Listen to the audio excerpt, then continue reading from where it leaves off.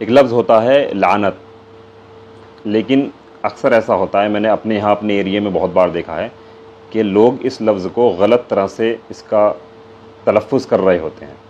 وہ لعنت کے بجائے نالت کہتے ہیں. نالت جو ہے کوئی لفظ نہیں ہے، صحیح لفظ لعنت ہے.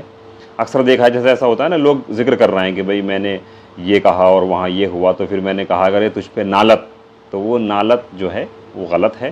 لعنت درست لفظ ہے. اور لعنت کا مطلب ہوتا ہے دھتکار، پھٹکار یا ناراضگی کی وجہ سے کسی کو اپنے آپ سے دور کرنا. اور اسی طرح سے اللہ کی طرف سے لعنت کے معنی یہی ہوتے ہیں کہ فلاں شخص، جیسے کہتے ہیں نا کہ اس پر اللہ کی لعنت ہو یا اس پر اللہ کی لعنت ہوئی، تو مطلب یہ کہ اس نے اللہ کی ناراضگی لے لی، وہ اللہ کی ناراضگی کا مستحق ہے، اس وجہ سے اس کو کہتے ہیں کہ اس پر اللہ کی لعنت ہے. تو آگے سے یہ دھیان رکھیں، اور آپ کے سامنے بھی اگر کوئی اس طرح سے اس لفظ کو غلط استعمال کر رہا ہے، لعنت کو نالت بول رہا ہے، تو اس کو سمجھائیں. اور خود بھی دھیان رکھیں کہ یہ نالت نہیں ہوتا، لعنت ہوتا ہے.